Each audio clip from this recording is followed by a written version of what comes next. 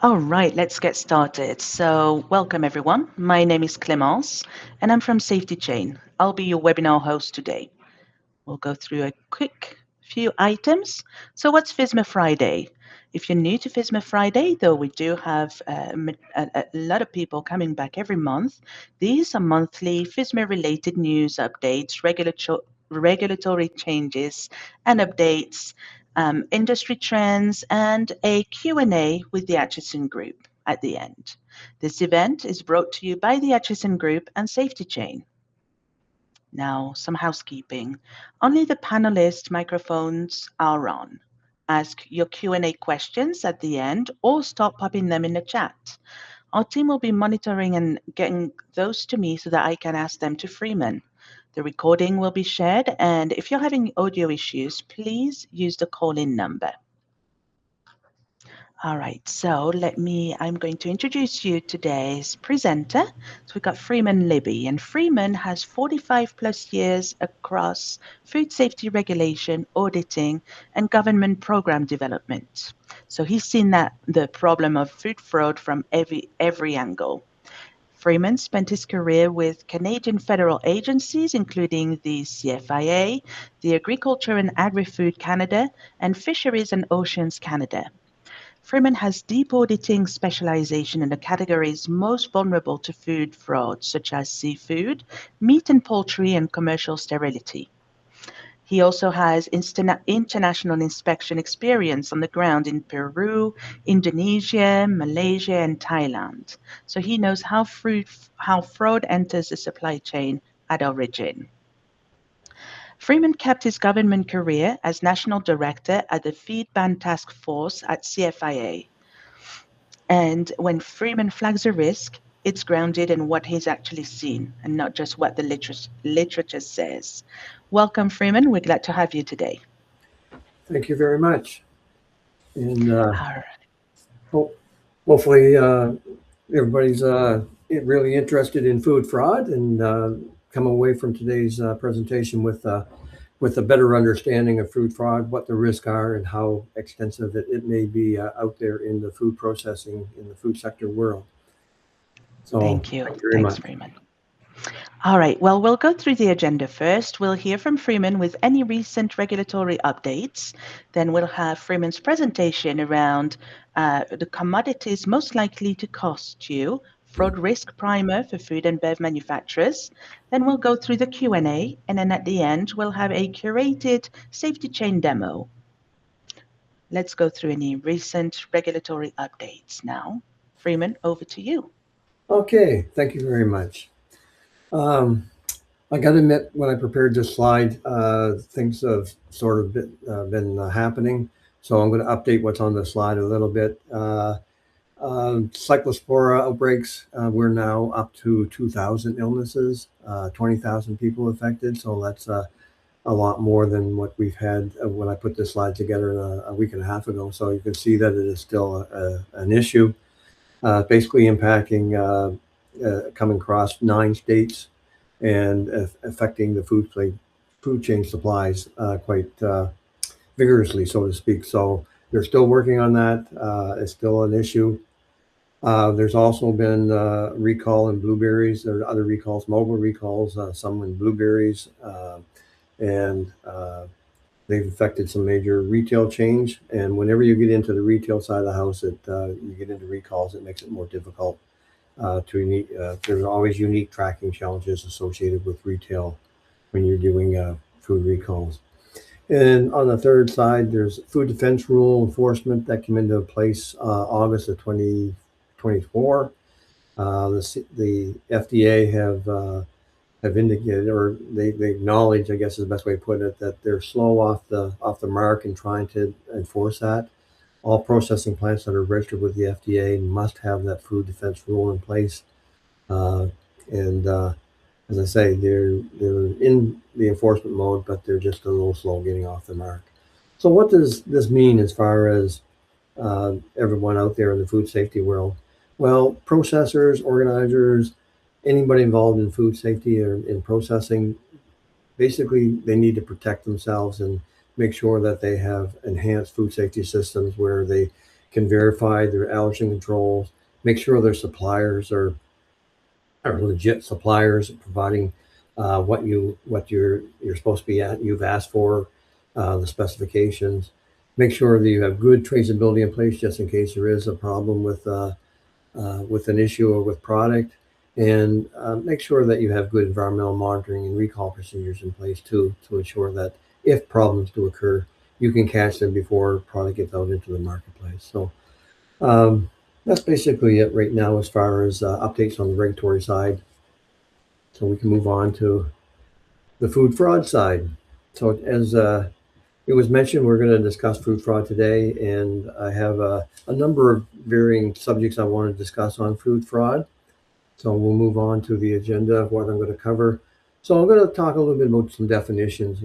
Some people get food fraud, food defense, and food safety they sort of commingle those together. So I want to talk a little bit about the differences, what the scope is of food fraud, the types of food fraud, um, and then we'll just briefly talk about some of the common foods that are being affected by food fraud out there in the worldwide marketplace. Uh, what are the drivers for food fraud? What are the impacts?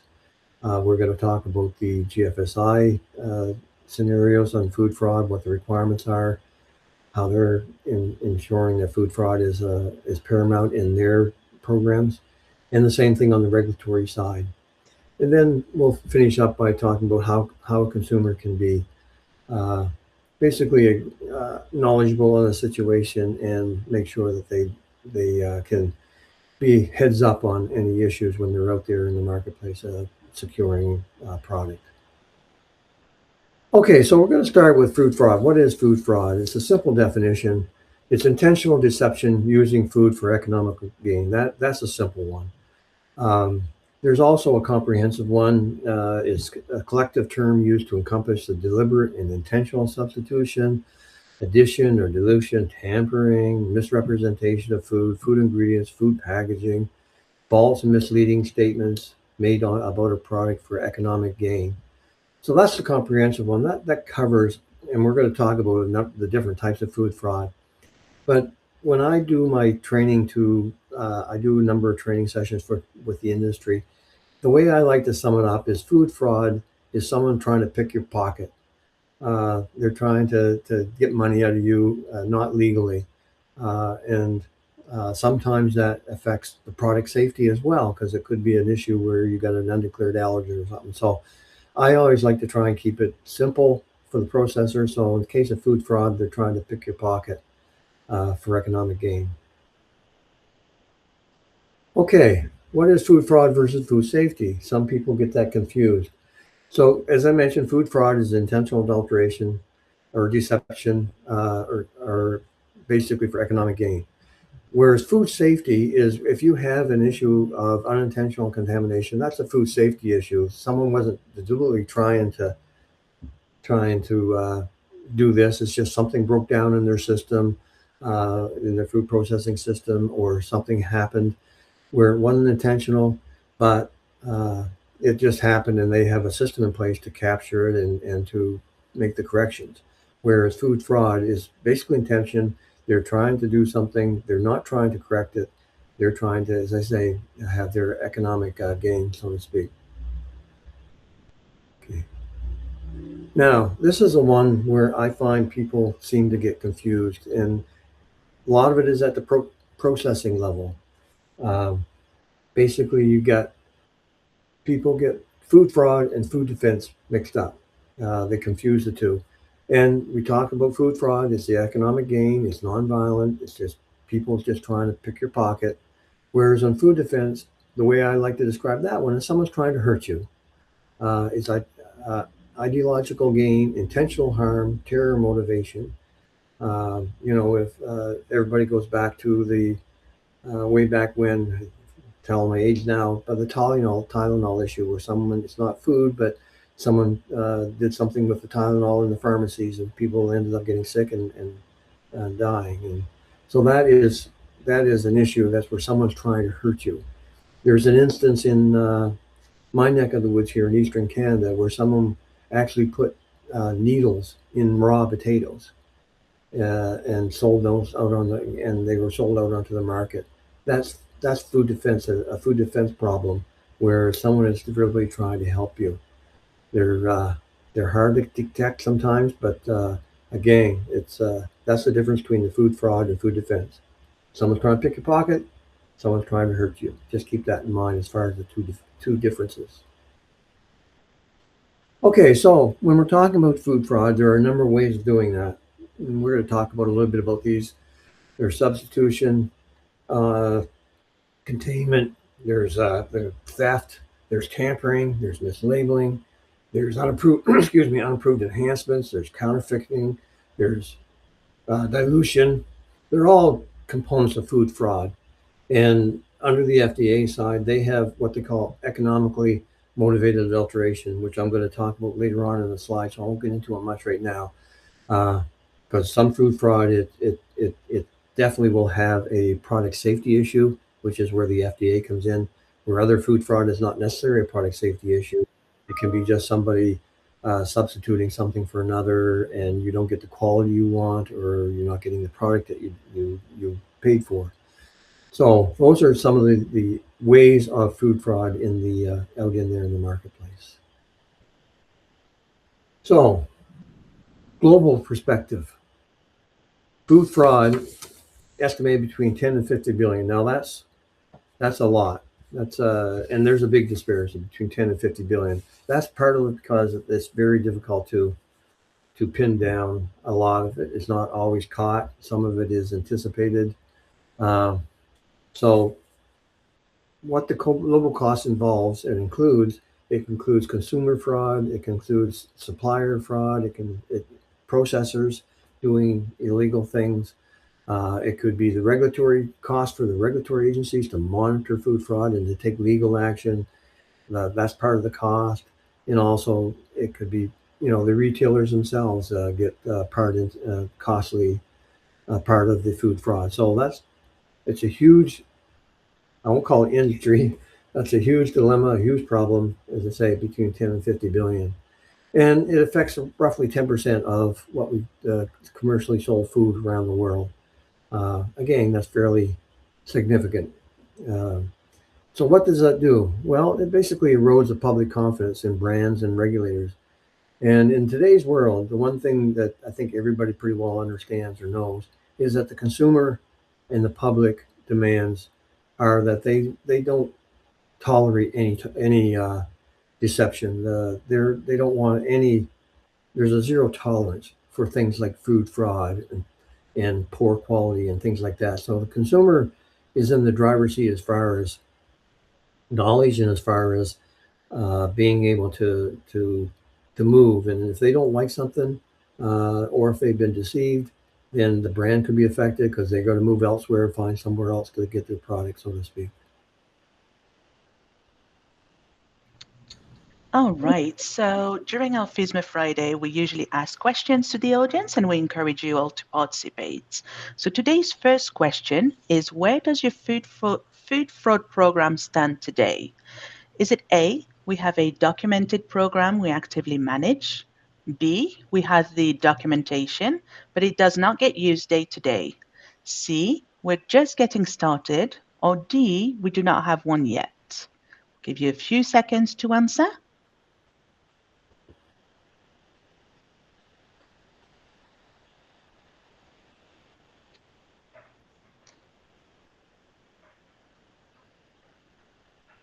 Okay.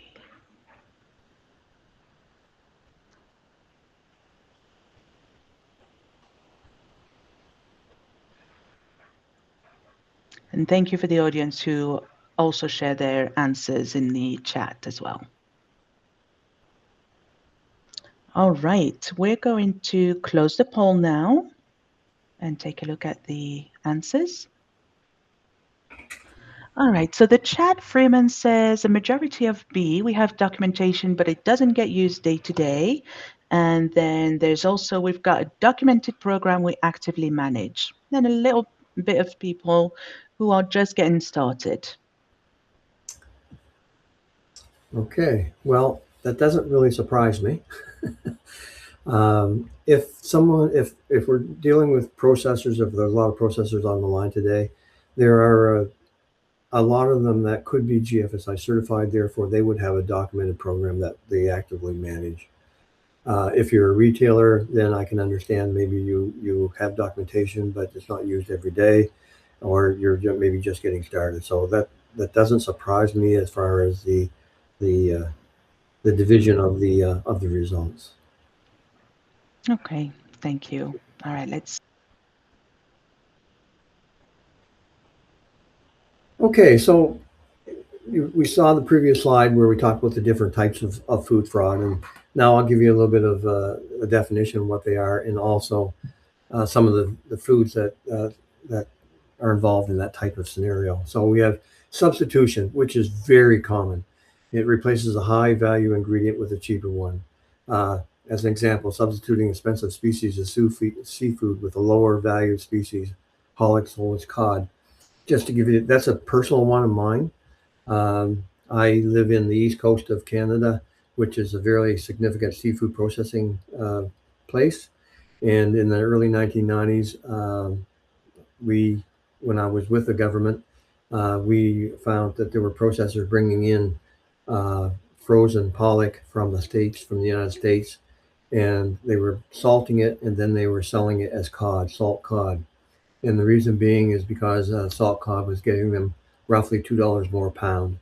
So that's basically why they did it, is because of that. And pollock and cod are very hard to distinguish. They're both, excuse me, they're both white fish. Very look very much alike. Then we have dilution, where you mix a premium liquid with lower quality substance, adding sunflower oil to olive oil. That's very common. Uh, you've added corn syrup as an example, is another one, adding corn syrup to honey, where you think you're getting pure honey. Actually, you're getting a diluted honey that has a cheaper substance in it, such as corn syrup.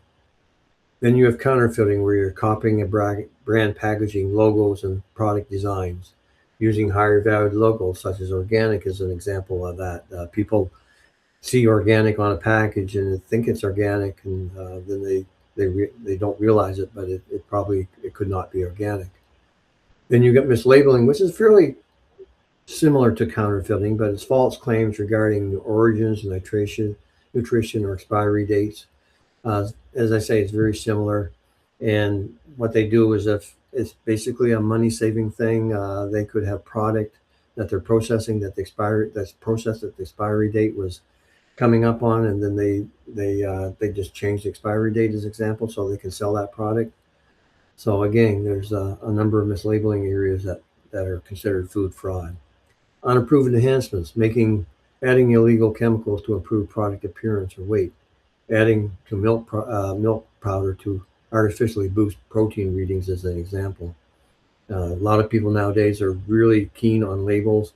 They really looking at the protein element of their product that they're consuming, and that could give them some mis readings. Then you have diversion, selling authentic products outside of authorized distribution channels, and that is product being resold without any type of quality control, or a product that's been stolen. Uh, I know that I don't know whether it's happening now or not, but back about 20 years ago, you used to go to flea markets and you see product for sale in these flea markets, and sometimes that product was actually stolen product. And then you got forgery, where you're altering certificates, and that happens. That used to happen quite prevalently back in the 1990s, 2000, before e-certification came along. But people could alter their certificates, alter signatures, alter the description of the product. Again, those are all areas of food fraud that have taken place or are taking place, and those are the type of food fraud issues. Okay, so when did food fraud become a concern? Well, it's been a concern, but it really hit the prime time back in about 15, 20 years ago. Well, I guess about 13, 14 years ago, um, where they found in Europe, they tested the ground beef that was being sold, and they found out a majority of it, or a lot of it, was actually horse meat. And that brought food fraud right to the forefront. and uh, the regulatory agencies around the world and the certified GFSI Global Food Safety Initiative, they took it up as a challenge, and they basically made changes to the regulations and to their third party certification programs to try and combat food fraud, because the more they looked, the more they found that it was happening in more ways than one. So, what happens when you have food fraud? What are some of the risks that are involved with that? Well, number one is a health risk. Some food fraud can be a health risk, and that you could have temporary or permanent health effects. You could have an undeclared allergen in a product, as an example, and it was mislabeled on purpose or whatever, and someone ate the food that they're allergic to, could have serious side effects, or it could be even death in the case of if there's a serious allergy. There's other ways to it. It can be a safety issue, the same mislabeling the product. Um, so then there's the economic risk that goes. A company is exposure to loss. If they have purchased product from a supplier that's not what it's supposed to be, uh, then they use that product and their company gets involved in a situation, then they got an economic issue where it's going to cost them a significant amount of money involved. And then there's a regulatory risk. You got recall, you got a loss of registration that could happen. So, whenever you have a recall, a loss of registration, you also have a loss of your brand. You got people being laid off from work, losing their jobs. So uh, that regulatory risk also transfers into the economic side of the house. So the three are sort of interlocked. They can all be one if you want to think about it. Okay, so now let's just briefly talk about some of the top foods that are involved in food fraud that have been disclosed over the years or in the last amount of time. The big one is one of the first ones is olive oil. It's diluted with less expensive oils, including, as I mentioned before, there's sunflower oil, palm oil, sesame seed. There's all kinds of oils. So that is very common in the olive oil world, because olive oil is a very demanding for health enthusiasts. It's also very expensive. So if you can make it cheaper, sell it cheaper, then and it's not true olive oil, then you've got that form of food fraud. Then you got milk, where you got contain vegetable oil or whey or cane sugar, or sometimes even formaldehyde, and basically it changes uh, the composition of milk. It's sold for less, of course, because it's not pure milk, and it could be a health hazard as well. And then, as I mentioned earlier, honey. A lot of the times it could be, I won't say tainted. It could be have corn syrup added to it, or sucrose syrup, or water even. Um, so a lot of people think they're getting pure honey, and they're not really getting it. Um, Honey is one of the foods that never goes bad. It's the only food I think that never goes bad. But if you have honey that has other things in it, you're going to find that over a period of time that honey will go bad, because the components in it will start to disintegrate or cause problems. So okay, then we got one of the most expensive spices, saffron. It often contains adulterants such as glycerin, dust. Seen it uh, in pepper actually been included in it as well. Uh, Marigold flowers, anything to take up the volume and disguise it. You may be getting 50% saffron. You may be getting 50% other ingredients. So that is a common one. Orange juice, where they'll add lemon juice or sugar water or extracts. Again, marigold again. Um, you think you're getting pure orange juice, you may not be getting the pure orange juice. And again, it's an economic thing, volume thing. A lot of times, coffee they're advertised as specialty coffee. coffee, where you actually can get brown barley in it, or you can get little twigs in it. A gang in coffee, I've seen where they've had roasted corn in it, ground up roasted corn. Uh, so again, you think you're getting your pure coffee. I forget Valdez there from Colombia. You may not be getting your pure coffee. Apple juice, similar to orange juice. Basically, you get sweeteners put into it, beet sugars, corn syrups. You maybe think you're getting pure apple juice, 100% apple juice, but you may not be getting that. Tea is a one where it's common where they actually found sawdust into it.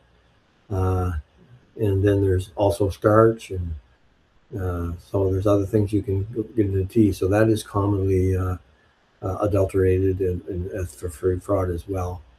And then, as I mentioned already, fish species identification. We talked about the pollock going to haddock. We've had instances where people would take I don't know whether you know what a skate is, but it's a flat fish, something like a sunray, and they would take the flesh and punch holes in it, and then sell the punched out portions as scallops. The scallops are much more valuable. So that's happened. They'll call them scallop medallions as an example. So that is common in the fish species. They did, just as an example, they did a survey in Halifax, Nova Scotia. I can't remember the year, but it's not been that long ago, maybe 5 years ago. In the restaurants in Nova Scotia, and they found roughly a third of the restaurants that were serving fish on their menus were not serving the fish that was described in the menus. If you thought you're getting red snapper, you might have been getting something totally different. You might have been getting ocean perch. You might have been getting tilapia or something like that. So they were substituting the lower quality and lower costly fish for the more expensive ones, and that is becoming more and more prevalent because of the fact that the Canadian government has cut back the quotas for haddock, which is a common, very popular whitefish here in Canada and the U.S., which is used mainly in your fish and chips. Cod and haddock are used the two made used in your fish and chips, and they're being substituted by, say, ocean perch or something like that because of the cost, and they cut back in the quotas.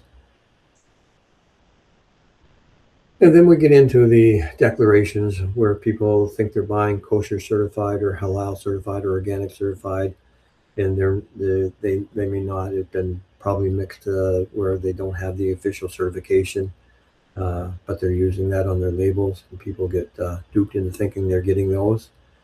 And then we have the black pepper, which is, I think, the last one on our list, where it's been substituted with buckwheat. It's interesting. Black pepper can be part of the food fraud, but black pepper also can be used on the other side, where it's used as a filler in some of the spices, more expensive spices. So it's on both ends of the spectrum, so to speak. Okay, so those are some of the common food fraud items, the more popular ones. There are other ones we could probably, if we thought about it, we probably could think of, each one of us could think of some specific ones. So why is food fraud increasing? Well, it's a number of reasons. It's basically the food chain is getting much more complicated. Uh, their buyers used to buy uh, from local suppliers or someone they trusted totally when they were buying their ingredients or buying products. But now with the world opening up, you can buy from anywhere in the world. So these supply chains are getting very complex. So when everything gets more complex, then it basically opens up the door for increased food fraud. The second part is challenging times. As I just mentioned about the cutting in quotas of the popular seafood here in North America, the haddock, whereas they treat that with lower expensive species. So they can't get the haddock, so they'll change it for something else. It's very challenging.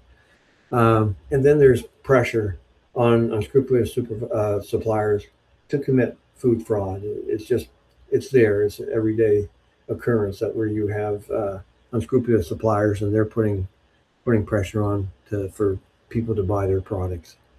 So it's not a local issue. It's not a national issue. It's a global, worldwide issue. Food fraud. It's not going away. We're trying their best to adapt and bring things into control, but it has been difficult. So, what are some of the economic drivers? We just briefly talked with some already. High rewards. If you put in a cheaper product and sell it as a more expensive product, you get the higher rewards, better profit margins. Uh, there is low risk right now, although it's getting better, but there is a low risk because detection rates are historically low, and it's usually comes from the market pressure where it comes from customers or consumers. They're the ones that actually identify certain issues, and then the government will follow up on those issues. So there is intent pressure in the marketplace for these competitions to make sure that you're a store and you got a store down the road.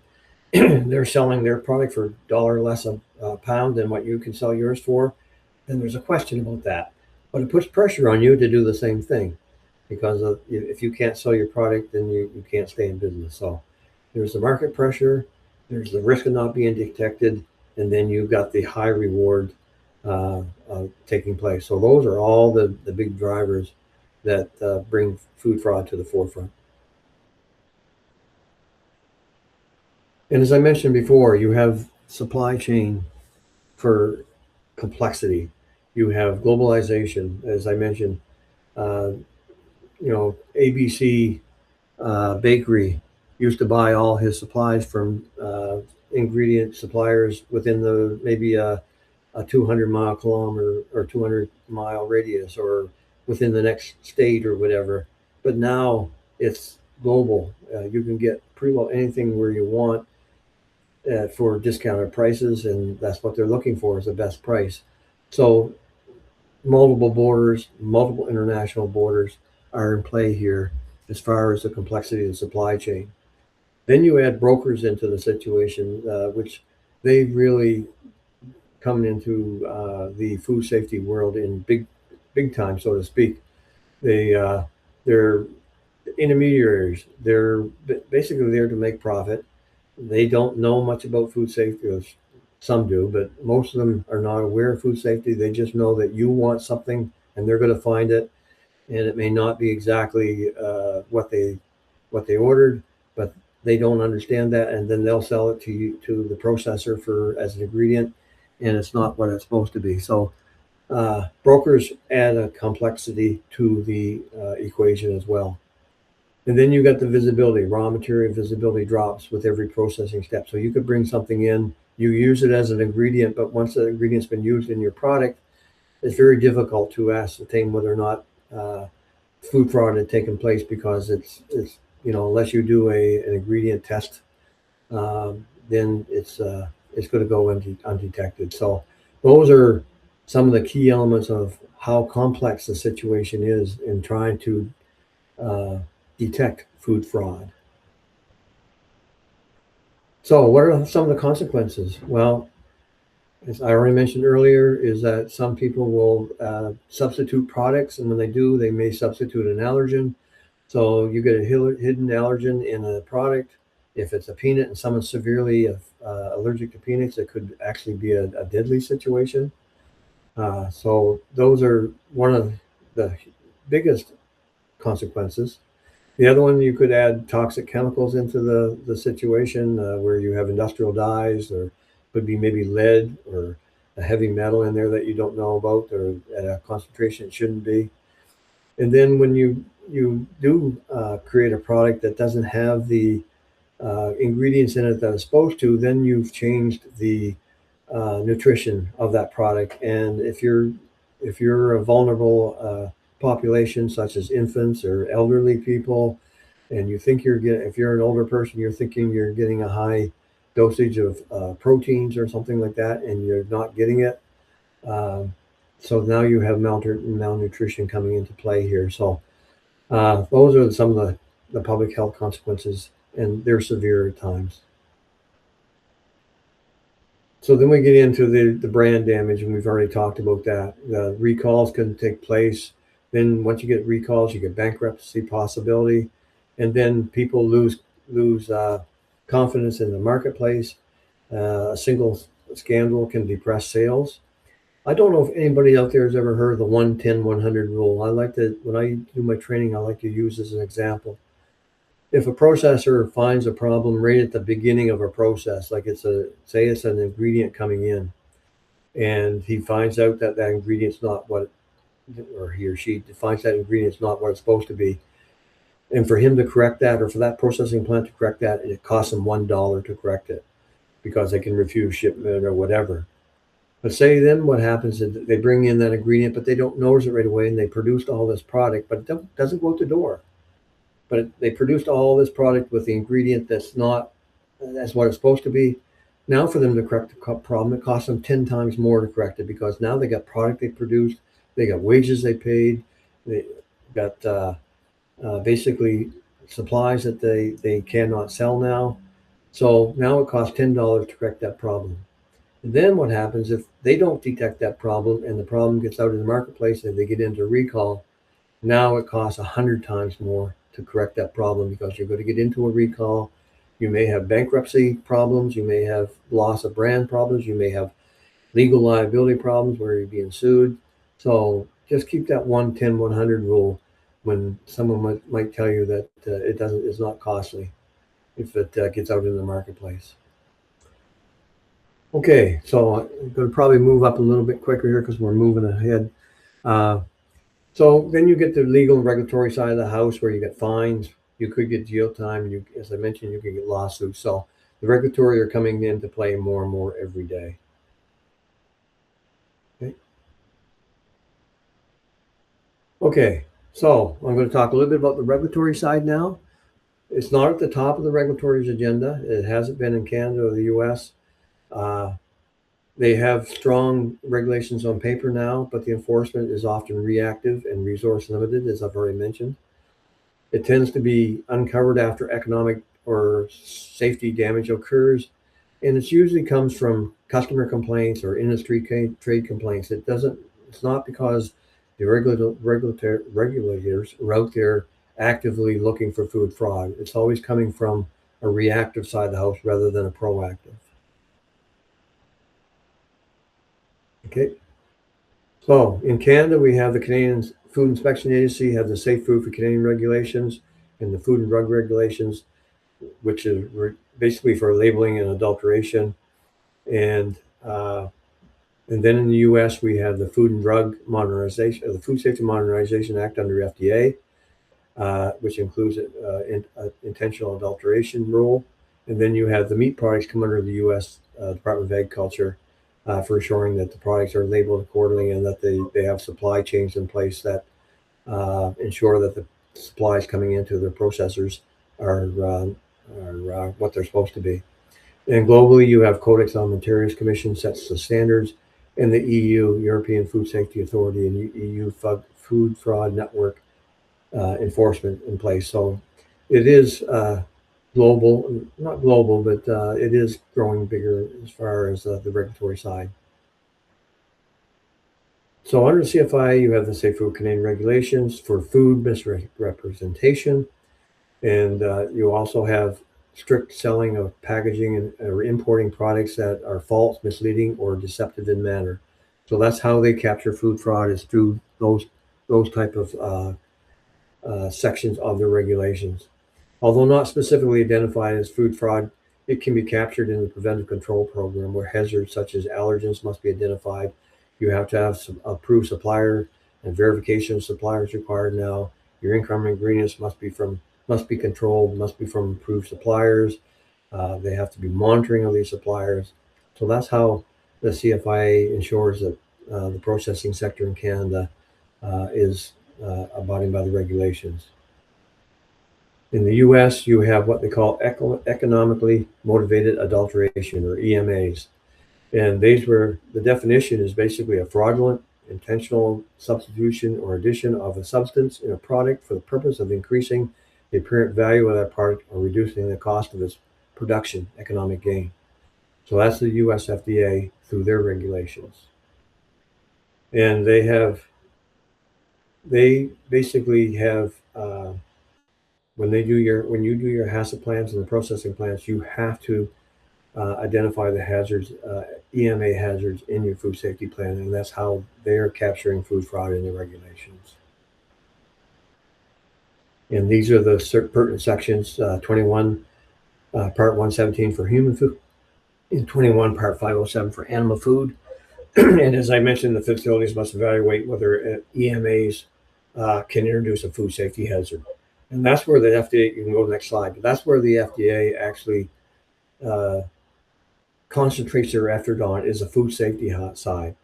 Is that uh, it could be a food fraud, but it's basically on the food safety side that they're concerned with, not so much on the other types of food frauds that we talked about. But basically, the regulations, each facility must conduct a written hazard analysis. They must explicitly evaluate known or reasonably unforeseeable hazards, such as EMAs, and then they have to have a mitigation plan in place to control any identified hazards for economically motivated adulteration. So on this one, I'd like to just concentrate on that second bullet. If a fraudulent act does not pose a health risk, i.e. mislabeling standard honey as organic, it bypasses this section of the regulations. But then it could be captured under the labeling side. But as far as the economically motivated adulteration EMAs for hazards, that is sort of one of the weaknesses of the FDA side of the house. Okay. Okay. Elise? All right. So we've got the second question here that we're interested in hearing from you, the audience. Has your team evaluated economically motivated adulteration in your hazard analysis? So A, yes, and we have preventive controls in place for it. B, yes, but we're not confident it would hold up on audit day. C, we know we need to, and we have not done it yet. Or D, we're not sure whether this applies to us. Let's see what the results are.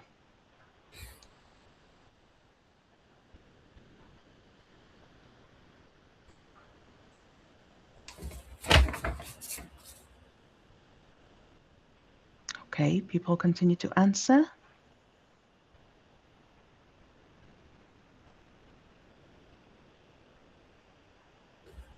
All right, let's get closing the poll. Oh, one more. All right, so the majority of the results, Freeman, are yes, but we're not confident it would hold up on audit day. Okay. All right. Basically, you probably have a food safety food fraud program in place that probably meets what we call the GFSI scheme, but the GFSI scheme does not meet the would not necessarily meet the food fraud for the FDA. So that may be why you think it may not hold up on audit day. I'm not sure, but um, that's the only reason I could think of, because if you do have a food fraud program in place, hopefully it's being monitored and that you're being active in ensuring that you're protecting your process as well as the product going out the door. Thank you. Great insight. Let's continue with the presentation. Okay. So briefly, we talked about third-party certification. We talked about the regulatory side, how they've enhanced their regulations. The CFI came in place in 2019. FSMA came in a little bit before that on food fraud. Third-party certification, they answered the bell after basically after this Foresgate situation.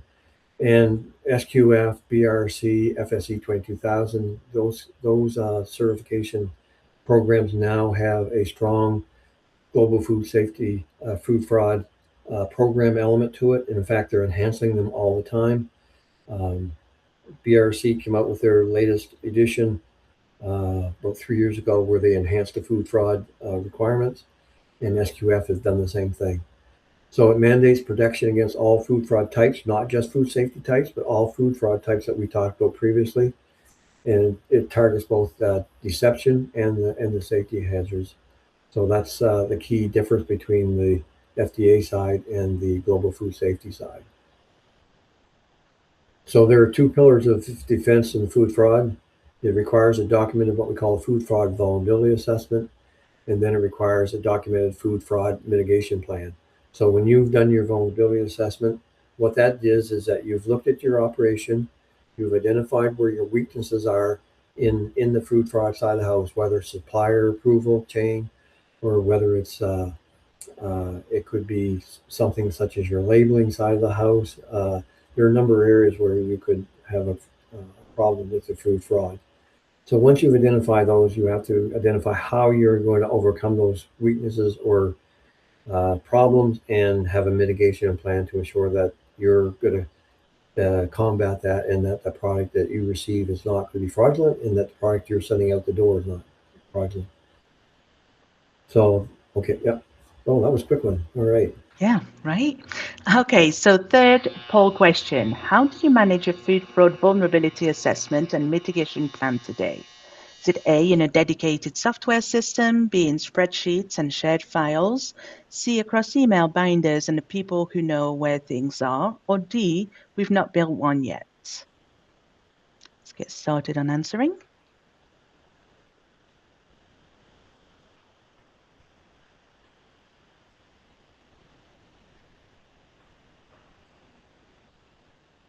Very interesting.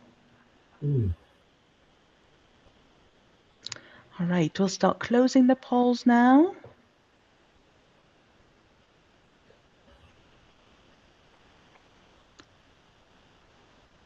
Okay, so yep, the results are in. The majority is in spreadsheets and shared files. And we've got a few across email binders and then another few in a dedicated software system. Well, the good thing here is not, no one said that we haven't built one yet. That's a good thing. Right.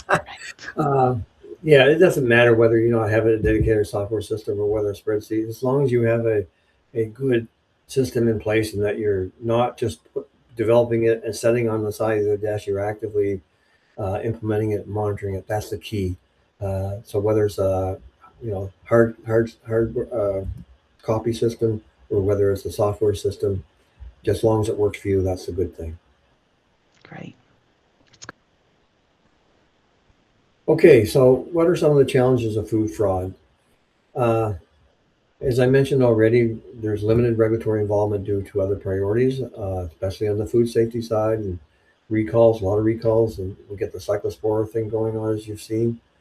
The use of the foreign suppliers are not controlled by uh, the government, and I may be a little bit biased here, but I do believe the U.S. and Canadian governments are very well positioned, and you know, any suppliers in the states, not any, but most suppliers in the states in Canada, they come under some really good regulatory regimes. So I don't. I guess I'm promoting North America here. But anyway, when you get into the global world, you don't know exactly what's happening out there. And then there's the difficulty in distinguishing natural versus synthetic. A vanilla extract versus vanilla. Very difficult to tell the difference. Uh, and it's very difficult in having cost efficient testing available. As an example, back to my days in the 1990s where we had the pollock substituted for cod, the only way we could take any regulatory action, we had to do DNA testing to show that it wasn't cod. And that DNA testing at the time was very, very costly. So that's some of the example. That's an example of testing that is costly. So the impacts, there are three main areas. You have health risks we've already talked about. They're a concern due to the allergens, such as gluten-free versus regular wheat, peanut oil used instead of regular oil that's not been declared. Then you have loss of confidence by the consumer if a company is found to not follow protocols. And if someone has a recall as example, and that recall is public, it's in the public domain, it affects not, you may not have been affected, but now you've seen that company out there, and you're going to probably stay away from it because of that. So there's loss of confidence, even if you haven't bought their product. And though not an impact on the consumer, is a huge impact on companies where they now could be involved in legal action because of the food fraud side of the house. So those are some of the more intense impacts to consumers. So impacts to industry, and I briefly mentioned these during the presentation anyway. You get erosion of your brand integrity, especially if it's a recall. You get increased compliance costs. Supply chain instability could occur. You've got a competitive disadvantage for the honest suppliers because they're buying the more expensive and true ingredients, where a firm could be misrepresenting their product, or consumers buying a brand that used an ingredient that wasn't true. You've got need now greater regulatory scrutiny and audits that are going to take place, and now you've got legal processes just mentioned. And then the worst one is, to me, is causing harm to the consumer. Nobody wants to get sick or get hurt or die. That is the biggest consequence, not only to the industry, to globally, so to speak, to every part of the food safety spectrum. So, what are some of the solutions? Some of the solutions are already in place. I've already mentioned some of them. You get strong controls now throughout the food production distribution chain to ensure fraudulent practices are kept to a minimum. They're not kept at bay, or not kept totally out of the picture, but they are reducing them. Processors are now using various databases found through the food safety world to ensure their suppliers are not performing fraudulent activities. There's a US FDA has a database. Michigan State University has one. Uh, Horizon Global is one as example. I shouldn't be promoting ones, but you know, uh, I just want to make sure that there's some out there. There's a lot more out there as well. And when a processor wants to look at someone, they can go in these databases and see if there's any history of fraudulent activity by a specific supplier of a specific product. There's verification activities such as random testing of products, creating your own database of your own suppliers, knowing your suppliers, having a trending analysis of your suppliers, and then buying from suppliers or people or customers that are GFSI certified because they have those controls in place. And then you have the FSMA requirements, and in Canada you have the Safe Food Canadian requirements for ensuring that processors and importers have these controls in place. Okay, so we're going to go through the last question of the day. So, what slows your team down most when verifying suppliers and incoming materials? Is it A, chasing and tracking COAs and certificates? B, keeping supplier approvals and documents current? C, pulling the proof together quickly on audit day? Or D, we have this handled well? Let's see what the audience responds.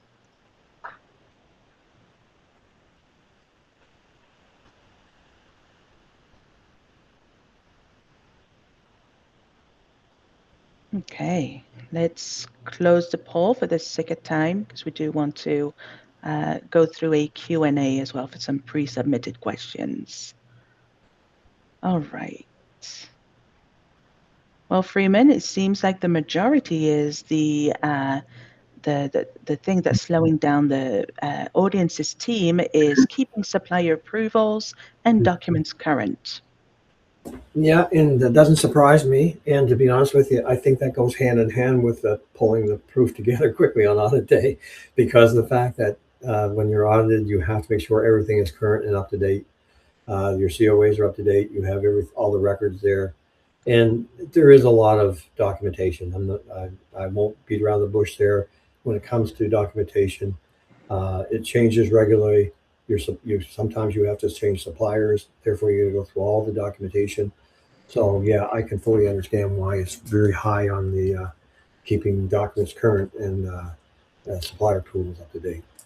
Yeah, thank you. Let's continue with the presentation. Okay. Okay, so we're just wrapping up now. Some of the things that we just maybe consumers to be aware. If it's too good to be true, then that's I think everybody's heard that. My father said it to me many, many years ago. If it's too good to be true, it probably is not. It's not.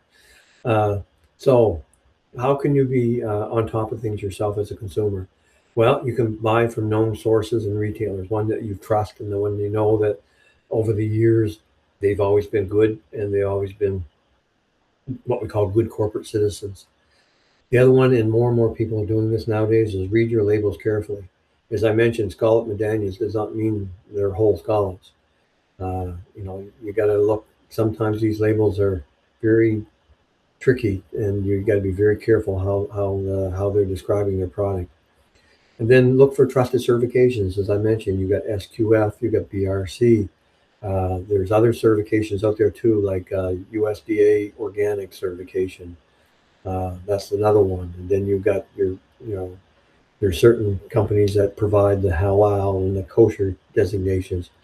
So just make sure they're trusted certifications. High-end products are more susceptible. So if you're buying something that very expensive, like beef nowadays is very expensive. So if you're buying a filet mignon or a porterhouse steak or a ground beef, which is more expensive nowadays, they're more susceptible to food fraud. And then always be on the alert. You know, the public domain out there, the social media. You've got the FDA website. You've got public notices going out. You've got the news wires going out there. I think Cyclospora has been on the news now for the last 3 or 4 weeks. Then you're always seeing recalls due to allergens, undeclared allergens, and salmonella on lettuce and things like that. So just be alert and make sure you see the alerts that come out so that you're aware of them. Okay, well, thank you very much, Freeman. Your presentation was very insightful, and it has me uh, quite dubious about going food shopping now.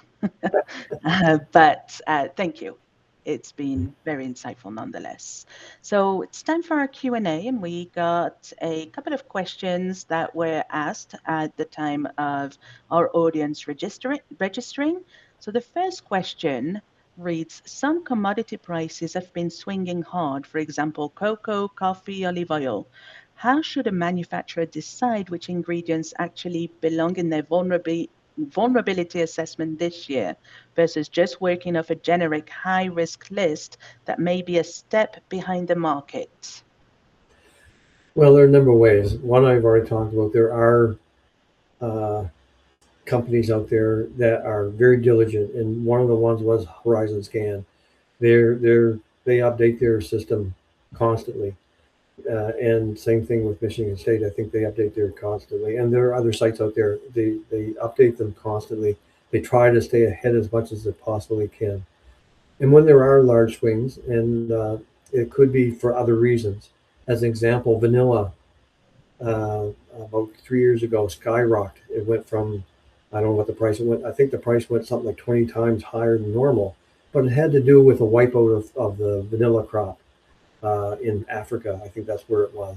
So what you can do is whenever you do have an issue where you have high skyrocketing prices all of a sudden, is go to all the various outlets that you can think of, such as the news outlets to see, and you can go into the public, the government domains such as agriculture and FDA and see if there's anything there.